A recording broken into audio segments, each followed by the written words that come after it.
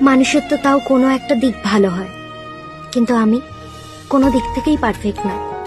চেহারা ভালো না, ব্রেন ভালো না, কপাল ভালো না, বাবার টাকা নেই, ভালো কেরিয়ার নেই, বন্ধু নেই, আমার জীবনে কিছুই নেই।